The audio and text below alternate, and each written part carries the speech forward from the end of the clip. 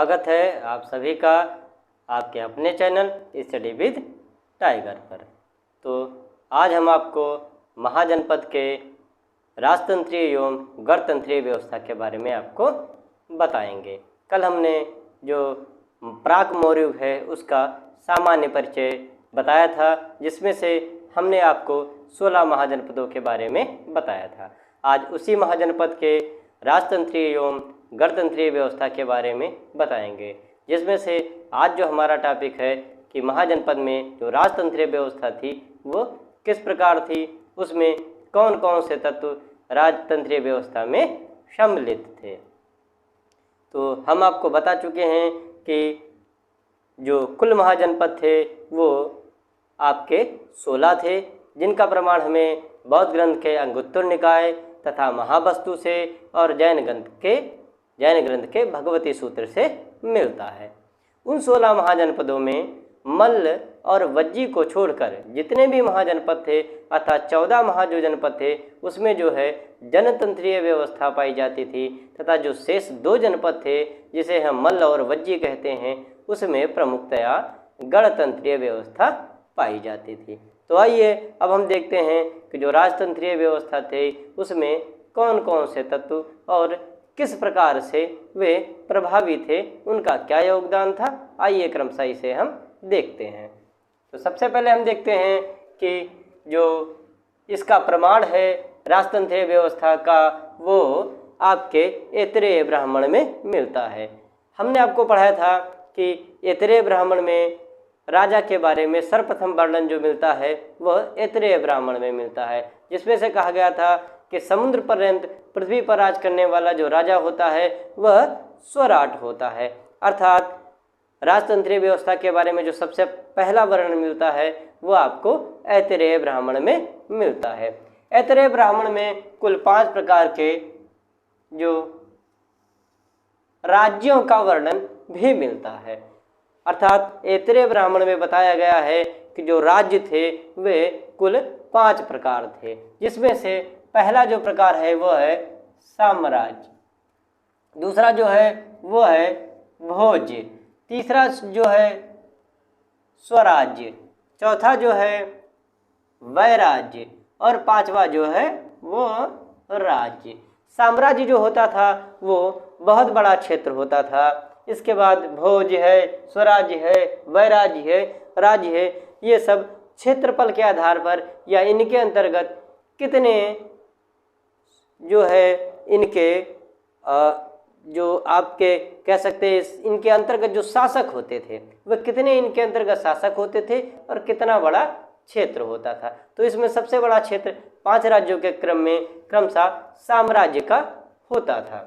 आइए दूसरे क्रम पे देखते हैं कि जब राजतंत्रीय व्यवस्था प्रारंभ होती है महाजनपदीय काल में तो उसमें हायरार्की क्रम में क्रमशः क्या क्या होता है। तो राजतंत्रीय व्यवस्था में जैसा कि नाम से ही स्पष्ट है कि राजतंत्रीय व्यवस्था में जो शासन का प्रमुख होगा वह राजा ही होगा।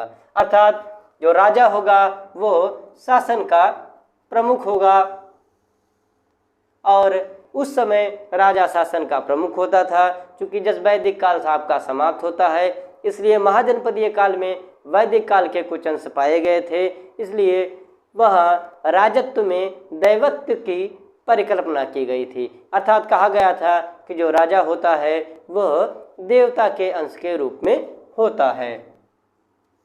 राजत्व में दैवत्व की कल्पना की गई थी कि राजा जो होगा वह देवता का अंश होगा। लेकिन यहाँ जो कुछ ग्रंथ जैसे बौद्ध ग्रंथ कहते हैं कि ऐसी परिकल्पना सिर्फ ब्राह्मण और क्षत्रिय दोनों में साठगांठ होने की वजह से ऐसी परिकल्पना की गई थी कि राजत्व में देवत्व का अंश होता है, क्योंकि ये दोनों वर्ग जो थे वो अनुत्पादक होते हुए भी उत्पादक पर एक इनका बहुत बड़ा अधिकार था। वो मानते हैं बौद्ध ग्रंथ कि ऐसा कुछ नहीं था, बल्कि ये एक समझौते का परिणाम था। दूसरा था कि राजा का पद अब धीरे धीरे वंशानुगत होने लगता है, जो कि आपके उत्तर वैदिक काल से ही प्रारंभ हो जाता था कि राजा का जो बड़ा लड़का है जिसे हम युवराज बोलते हैं अब वही राजा बनेगा, अर्थात राजा का पुत्र ही अब राजा बनेगा। पद जो है अब वंशानुगत हो जाता है। यहाँ राजा को सामाजिक एवं प्रशासनिक दोनों व्यवस्था का रक्षक माना जाता है। राजा को सामाजिक एवं प्रशासनिक दोनों व्यवस्था का रक्षक माना जाता है। अब आता है कि अगर राजा होता था तो राजा को सलाह देने के लिए, सुझाव देने के लिए किसी न किसी परिषद का होना बहुत ज़रूरी है। तो दूसरे क्रम में आता है आपका परिषद। परिषद में इसके पहले हमने आपको पढ़ाया था कि सभा, समिति और विदत, जो कि वैदिक काल में ये तीनों प्रमुख संस्थाएं थी जो राजा को परामर्श एवं सुझाव देती थी। अब महाजनपदीय काल में धीरे धीरे इनकी वैल्यू या इनका अस्तित्व घटने लगा था, अर्थात सभा, समिति एवं विदत का महत्व अब घट गया था। इनकी जगह रत्निन एवं मंत्री परिषद ने ले ली थी। रत्निन एवं मंत्री परिषद ने ले ली थी। रत्निन जो होते थे वो उच्च पदाधिकारी होते थे। कुल 12 प्रकार के रत्निन हमने आपको पढ़ाए थे, तथा एक मंत्री परिषद होती थी जिसमें सारे रत्निन होते थे।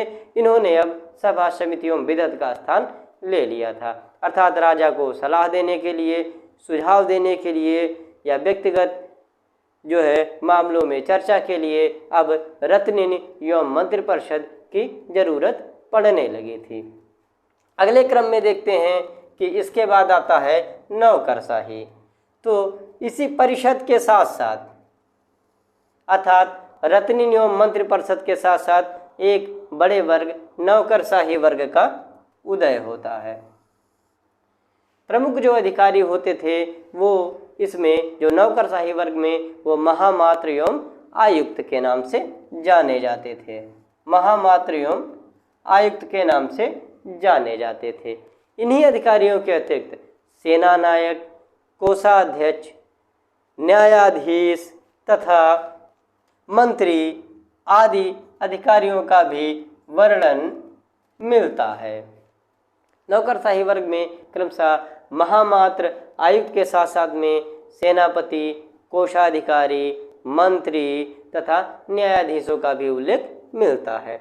आगे क्रम में हम देखते हैं कि सेना, अर्थात जो, क्योंकि अब हम देखते हैं कि यहाँ महाजनपद काल में राजा थोड़े बड़े भू क्षेत्र का स्वामी होने लगा था, इसलिए राजा को अपनी प्रशासनिक व्यवस्था बनाए रखने के लिए नियमित सैनिक रखने अब जरूरी हो गए थे। तो उस सैनिक में क्या था कि जो सेना का प्रमुख होता था, उसका जो नायक होता था, सेना का नायक होता था, सेना का जो प्रमुख होता था, उसे हम सेना नायक कहते थे। और जो सेना होती थी वो क्रमशः कई वर्गों में विभाजित थी, जिसमें से कुछ जो प्रमुख वर्ग थे, घुड़सवार वर्ग थे, गजारोही वर्ग थे, पैदल सेनाओं की एक टुकड़ी होती थी, साथ साथ में रथ, जो युद्ध रथ होते थे, उनके भी सेनाओं की एक टुकड़ी होती थी।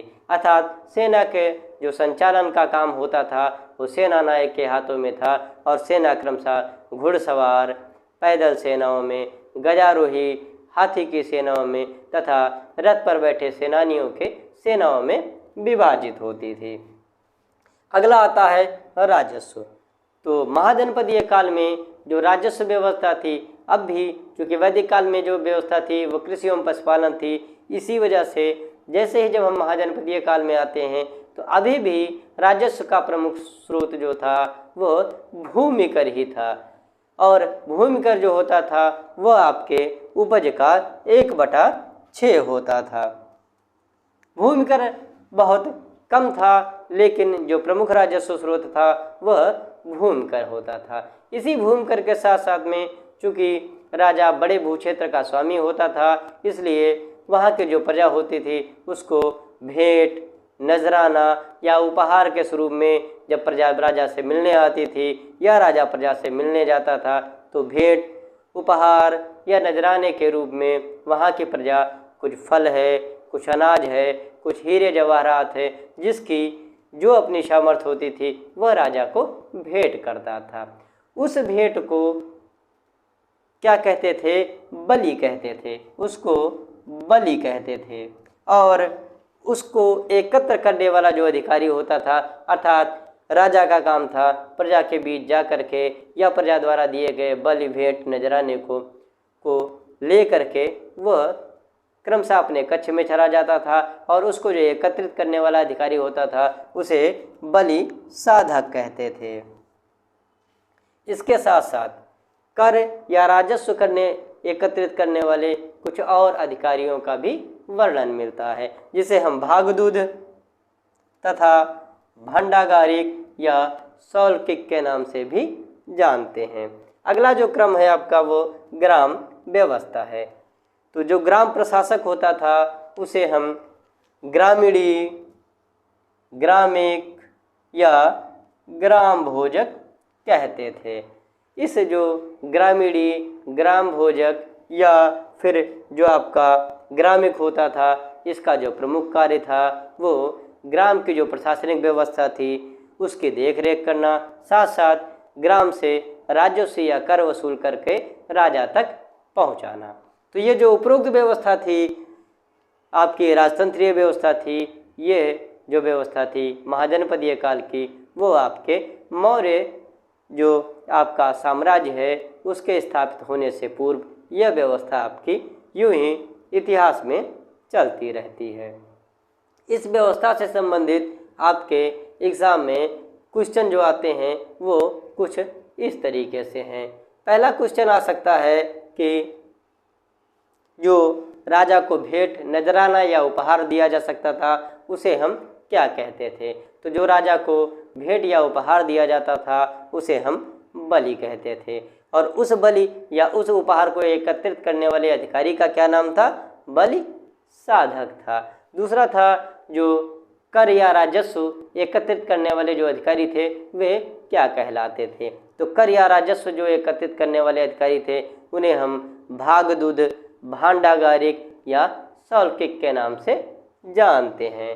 तो आज के क्लास में हमने आपको बताया कि महाजनपदों में जो राजतंत्रीय व्यवस्था थी उसमें सबसे प्रमुख राजा होता था। फिर राजा को सलाह देने के लिए एक परिषद होती थी या मंत्री परिषद होती थी। मंत्री परिषद के बाद नौकरशाही होती थी जिसका प्रमुख कार्य था कि राजा द्वारा दिए गए जो दायित्व हैं प्रशासनिक और राजनीतिक उनकी पूर्ति करना।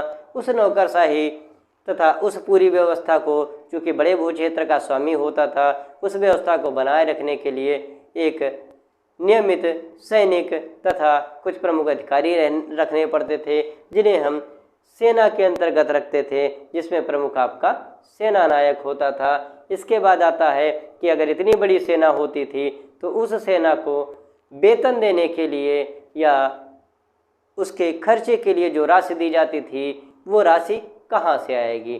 तो उसके लिए राजा राजस्व वसूलता था। तो राजस्व वसूलता था जिसमें से जो प्रमुख आपका राजस्व था वो आपका राजा का भूमि कर था, क्योंकि जब नियमित कर राजा को मिलता रहता था तो सेना को वेतन देना या सेना के खर्चे निकालना आसान होता था। कुछ ग्रंथों में पाया जाता है कि उस समय सेना को नकद वेतन दिया जाता था, लेकिन ऐसा केवल जातक ग्रंथों में मिलता है कि सेना को नकद वेतन दिया जाता है, लेकिन उसके कोई प्रमाण नहीं थे।